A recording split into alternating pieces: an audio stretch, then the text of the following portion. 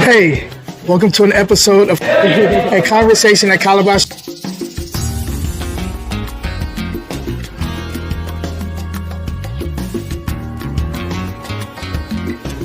And join us for the next one. Cheers.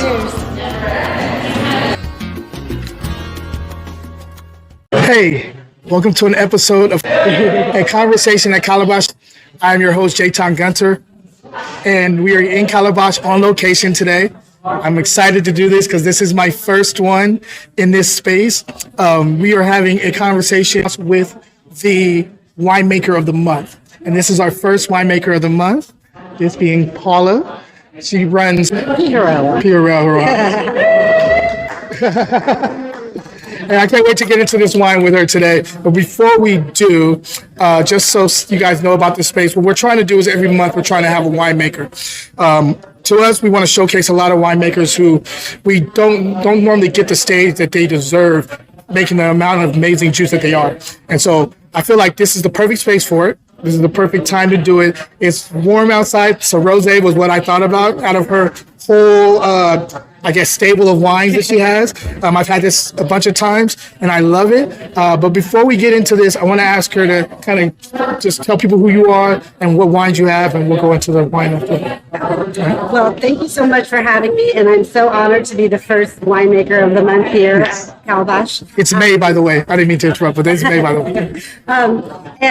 My name is Paula Harrell, and I am the vintner and the founder of P. Harrell Wines. I launched this business about 8 years ago. Can't even believe it's been that long already. And I started, it was a passion project turned into a business. And so didn't know where it was going to go 8 years ago, but here we are 8 years later, and we're thriving and we're growing, and we're so happy to have partners such as you and Calabash, in our corner. It's so funny. So you said 8 years. You've done a lot in 8 years. I've been in the industry for close to 20 years myself, and I always like to watch the progression of people and how they get into this industry and how long they stay in this industry, because you've been in it. It can be backbreaking. It's a lot of no's and a lot of kind of hustling to get stuff out. So 8 years, the amount of stuff that you've accomplished in 8 years, you came on my radar years ago, like probably about, I don't know, it had to be about 5 or 6 years ago. I had a wine book called Fruit and Glass. I have it on my living room table. Oh, you still got it? Yes. So I wrote this book, and it was what I wanted to do was to make it easier for people like us to get into the wine game. I wanted to make it easy, nothing complicated, nothing too snooty, just something that people can read and enjoy. And that was in 2017. One of my first shows was downtown Oakland. I got the chance to sell my book directly to consumers. They had this Black Fair going on. Mm-hmm. Right next to me was somebody who was working for you, sitting right next to me with your Zinfandel. And so me and her just start talking, and I'm talking about the book, she's talking about the wine, and she gives me a sip, and I was like, who is this? Wait, it's a Black woman? Oh, and it just made me so happy. So from that point on, I kind of started following you little by little and trying to figure out ways where I could hopefully eventually be able to, work with you or like do something collaborative with you. So I'm happy that after that time we've gotten here. Thank you, me too. Was there a specific thing that got you into the wine game? I know you said this was a passion project, but what got you into wine in the first place? So, in all honesty, I kind of fell into it. I did an exchange program in college in Spain, and that was like my first introduction to wine and wine culture. Yeah. So I really fell in love with the culture around wine before I fell in love with wine. Gotcha. So being a San Francisco native, having Napa in my backyard, I just started spending a lot of time in Napa. And over the years, it just became like this infatuation, like this addiction. I had to, go and try new wineries and learn about new wine. And I would bring everybody with me. They were so sick of me. I was like, we're going to try 3 new wineries this weekend, and they have this kind of wine, and this kind of wine, and this kind of wine. And I was studying it like I had a final exam, And it wasn't my trade at all. I was in real estate, and I just was enjoying learning about wine. So after very many years of doing this and learning, I started doing something that you're not supposed to do, but anybody who knows me knows I don't really follow the rules. Me neither. So I started blending wine for dinner table. So we would be out, and I'd be like, let me have a taste of that. Then we have a taste of that. And then I'd blend them and I'd be like, making everybody taste it. What do you think about this? What do you think about this? Hey, that's what it's about, though. It's about all that kind of stuff. Exactly. And so when people would come over, I would do the same thing. So one day, my uncle looked at me and said, this is a really good blend. Like, you've got a knack for this, but then I suggest you make your own damn wine. Stop blending other people's wine. And it was at that moment a light bulb went off, and I was like, that's what I'll do. I'll make my own wine. So that's how I got into it. I just went back, at this point I had made so many relationships in the wine industry. Yeah, because you've been going there all the time. I was so annoying.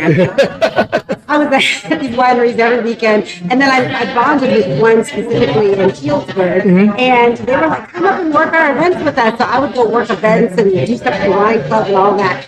So I was a fixture. I'm the same. I did the same thing with mine. I get it. Yeah. So it was like my second home. So anyway, I went back to them and everybody else that I'd met in the industry, and I was like, if I wanted to make my own wine without going and buying a winery, because I can't live by wine. I mean, who can? Oh, right. Yeah. I said, how could I do it? And you know what? Back then, when I started this journey, it was around 2009 or 10. Yeah.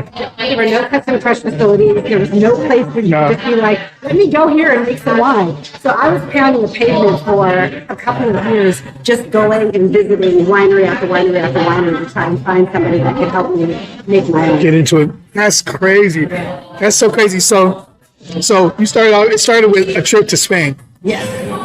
Do you know how many times I've heard this story?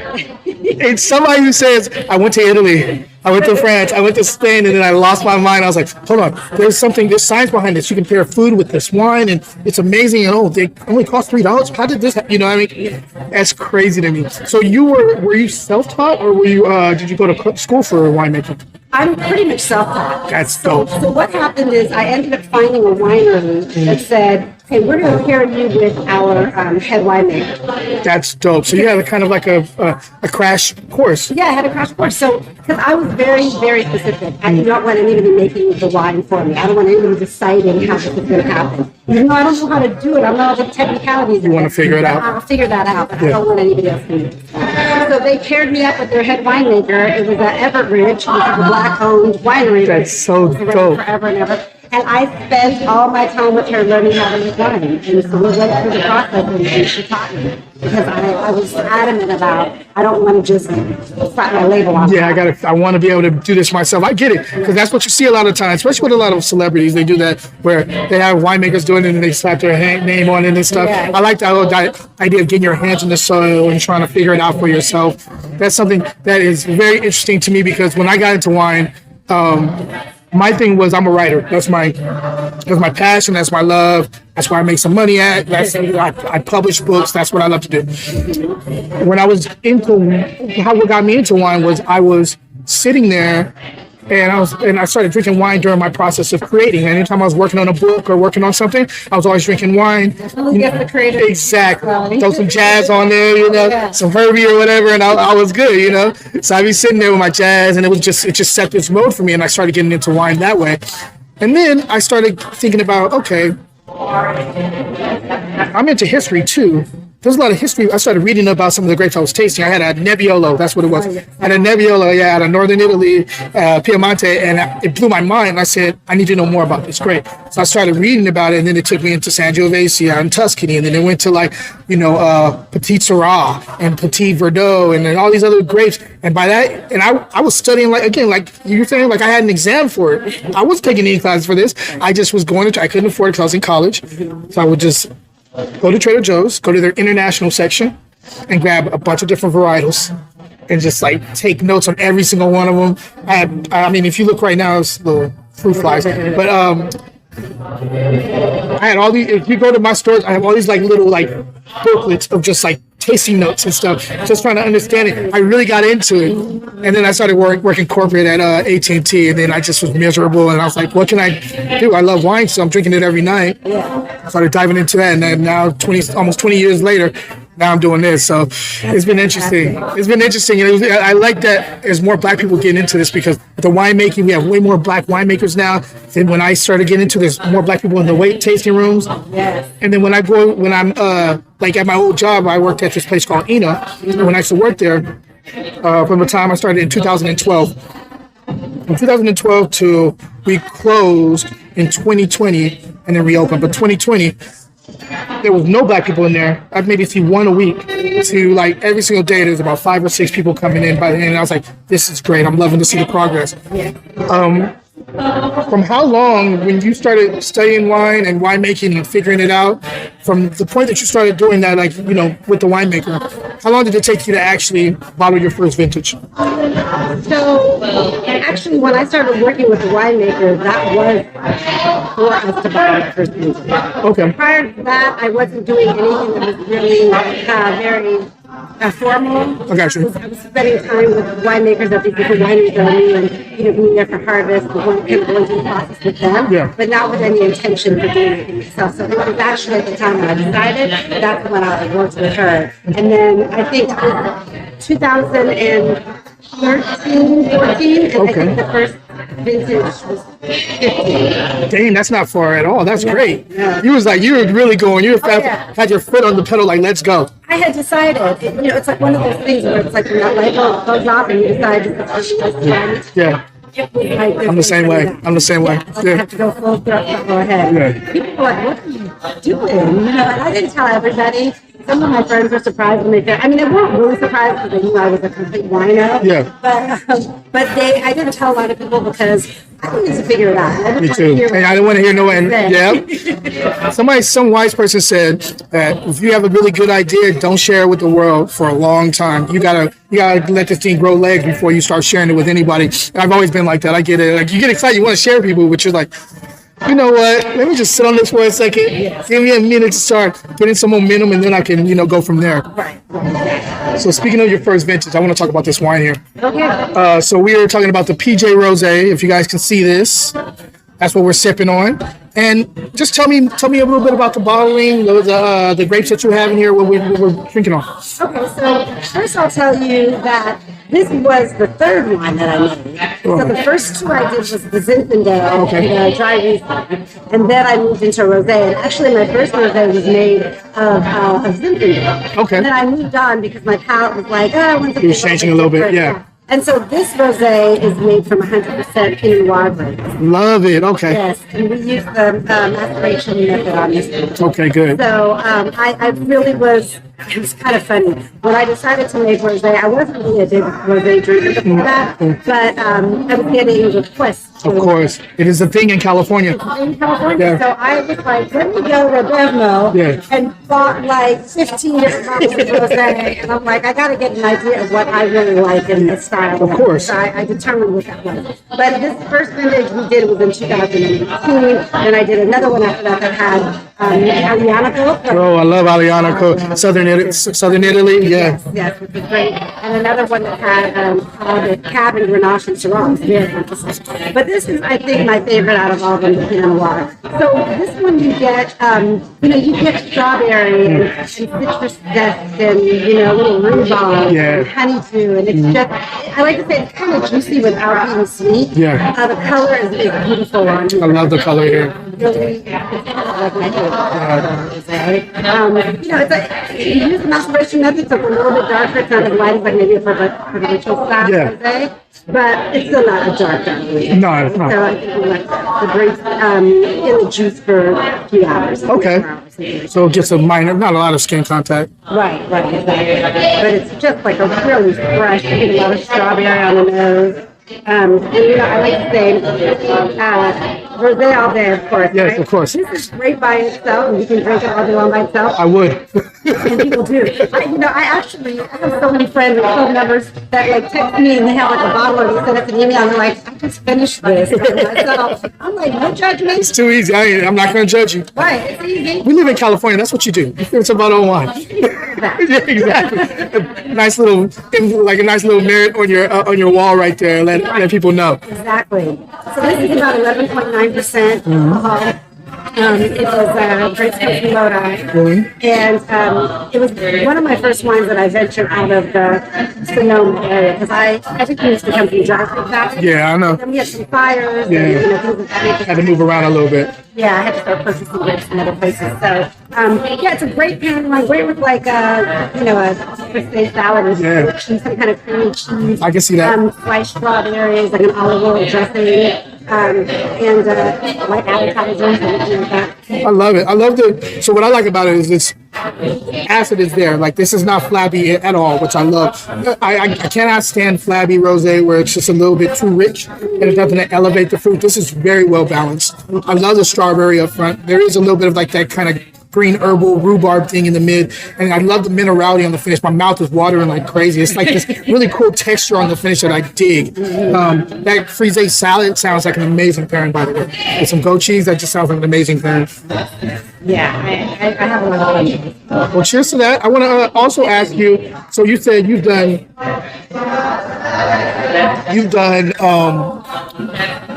the Riesling, the Zinfandel, and this. What else is in your portfolio?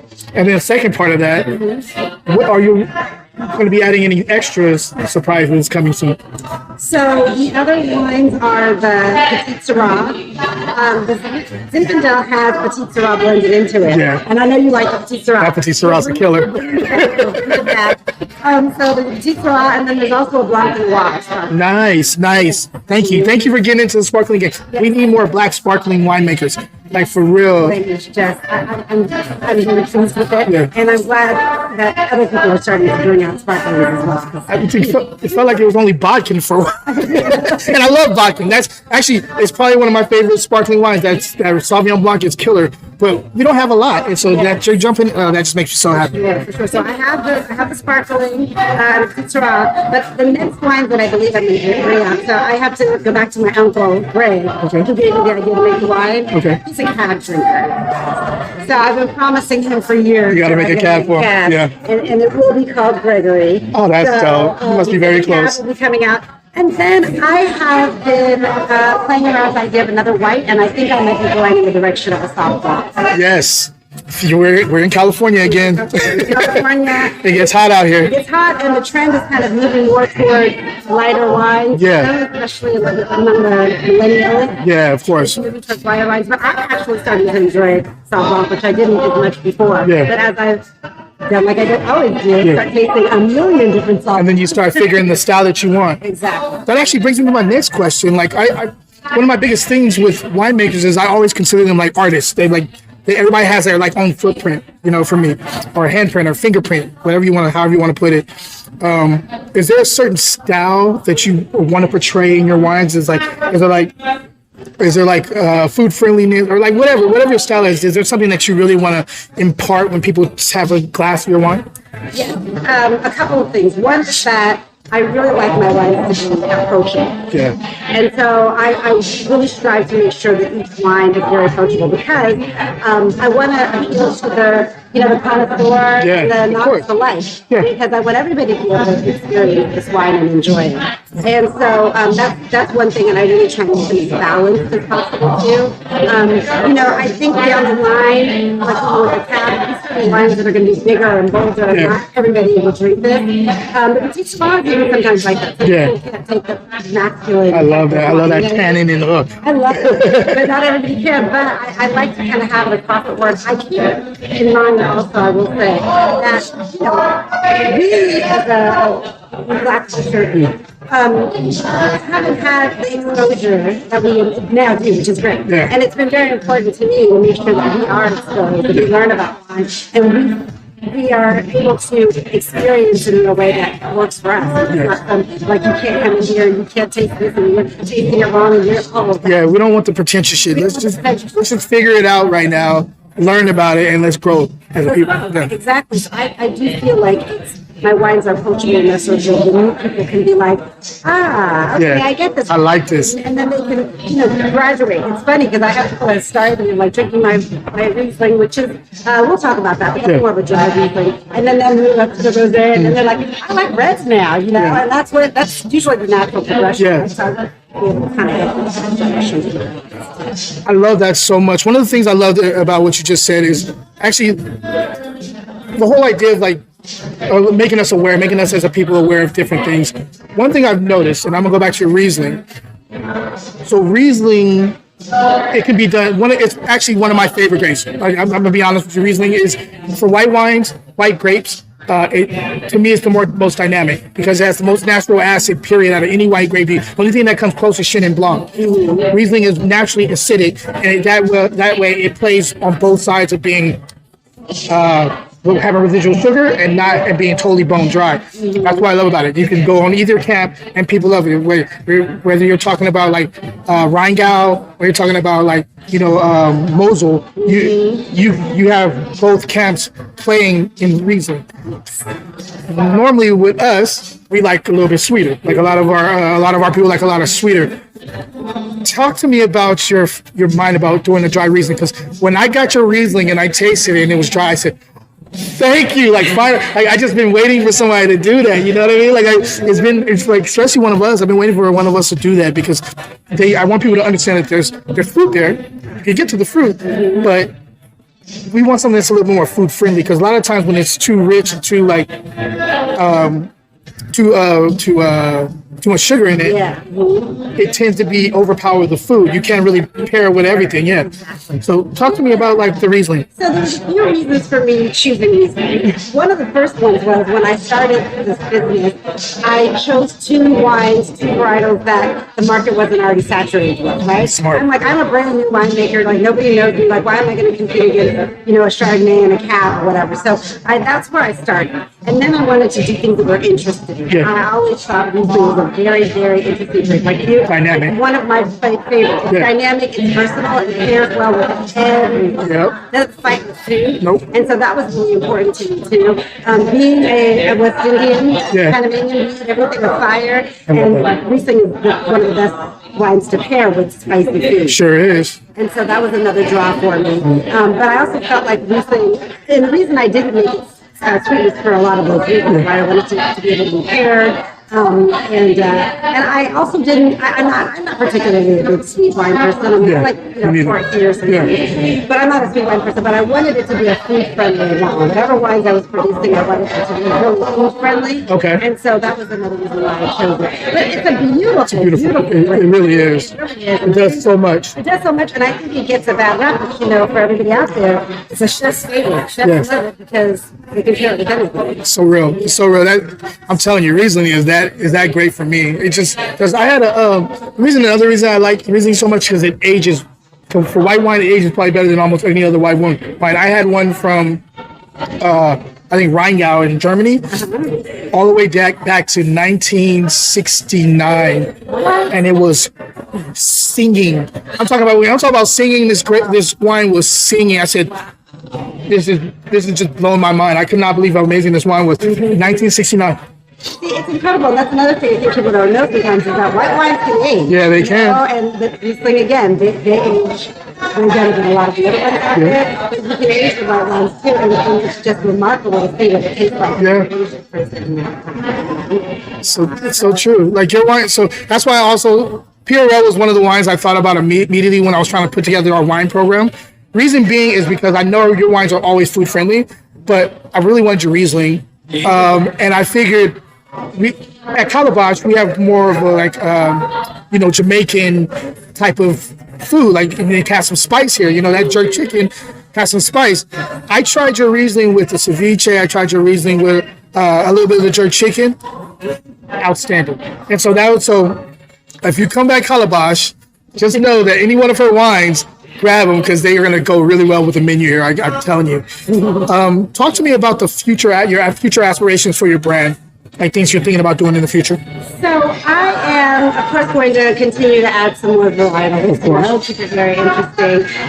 Thus far, I have been positioning myself in several tasting rooms, and there's stores and restaurants. We've been, honored to have been selected to be on some American Airlines first-class flights, which has been that is awesome. Yeah, that's big. Awesome. Some stadiums, Chase Center, and things of that nature. I think where we're going in the future is that we'll continue to build up these relationships. I really want to make sure that we stay rooted in the community as much as possible. Agreed. So we're partnering with restaurants like Calabash, and we all are supporting each other to make sure that everybody is sort of getting ahead and doing fulfilling whatever their dreams might be in this industry, and then supporting the next generation. So a big part of what I'm going to be doing is bringing on some ambassadors, bringing on some some youngsters to come work with us and expand the brand, because this is just, for me, it's just as much my brand as anybody else's brand. Just because, I was one of the first Black women in the space, Black and Latino women in the space, and to see how many more people are getting into the space now is just incredible. I'm really happy about it. I want to be a part of that. You're a pillar. Like, people know you. Like, you're a pillar. I hear your name every time I'm talking to other people about Black winemakers. Your name always comes up. It's like in the first 2 minutes, your name always comes up. So I was like, this is dope.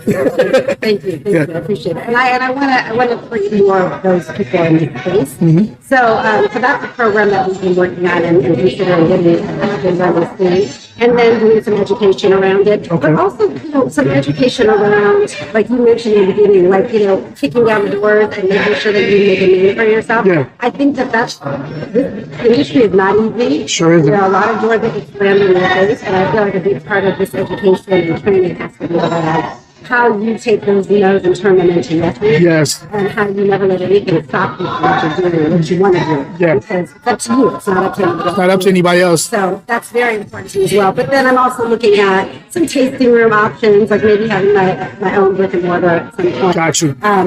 It'll probably be, though, a little bit a twist on a tasting room. I won't say everything yet. I got to keep some of my. I was literally about to ask you, like, where are you thinking? It's gonna have a real nice twist to it. But I love hospitality. I love everything around hospitality. So it's going to be something that's very inviting. And, it's nourishing, and it's a space where people can come and enjoy themselves. I have been throwing parties since I was in high school when my parents were out of town. You're one of them kids, huh? And I look back now and I'm like, where did I get the ball to do that? Like, I would be mortified to do that now. But I used to throw these parties. I'd have DJs. The Rick and Rush show? Yes. They were like my big brothers. Really? Oh, no. DJ in my basement, and we have these big party things, and I've been doing parties ever since. But it's really about bringing people together. That's crazy. And there's nothing better than bringing people together over food and wine. Yeah. I'm going to create this experience that allows me to do that on a more regular basis. Okay. That that I can share with other people. People share good times and have some good wine. That's amazing. The other thing I wanted to mention about my wines is my friends always tell me, because I'm a red wine drinker at heart, all the wines that I make are for red wine drinkers. So earlier when you were saying they're not flabby, I can't ever make anything that's too light and not have to have some weight. Yeah, but it's balanced though. That's what I'm saying. Like, even with the weight, like I was talking about this wine when I was discussing this when I was explaining your wine to the. It's like, look, this wine is on this approach because it looks light. On this approach, you're gonna think it has a little weight to it. It has some weight, but if you let it finish, that acid is there. That minerality is there. That's what balances out the weight here. That's why I love this wine a lot. It's a really, really good rosé. Somebody told me that you have a wine club. I do have a wine club. Talk about the wine club. Good chance. So I have a wine club, and it's called Vino. Okay. And I did a play on the spelling, so it's Vineaus. Oh, got you. I like that. My heritage, like I said, I'm a West Indian Panamanian, so I have Latin and Hispanic. Okay. But I went to this grammar school in San Francisco that was a French school. Oh, awesome. And so I took French to the 4th grade, and we just had a lot of French influence.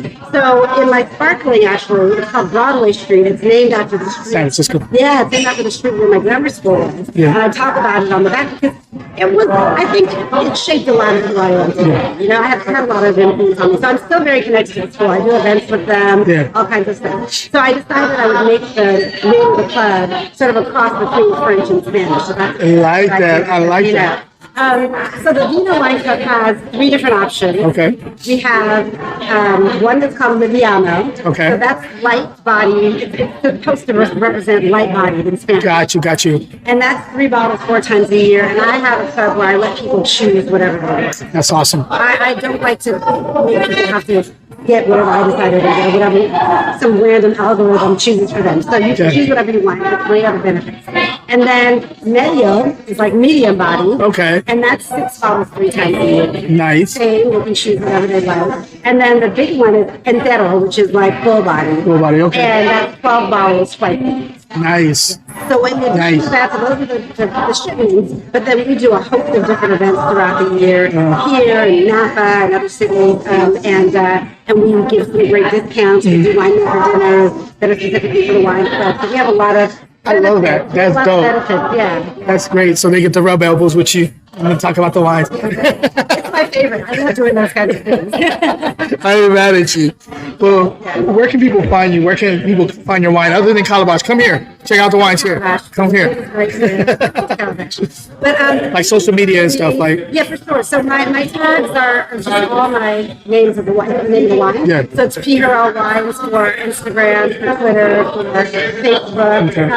And also, if you go to my website, PHarrellWines.com, you can purchase wine on the website, have it shipped to you.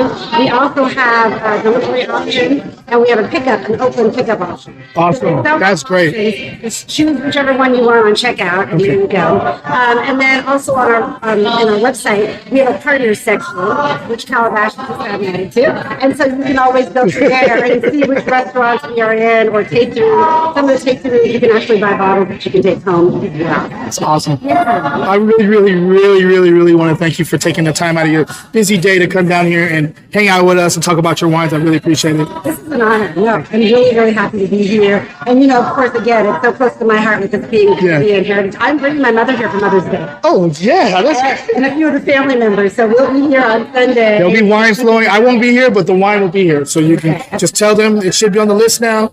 Just like, I want this wine. It should be by the bottle, all that good stuff. Perfect. Well, anyway, I want to cheers to you. Thank you. And join us for the next one. I got to remember the name of this. A Conversation at Calabash, a Calabash conversation. Sounds great. Cheers.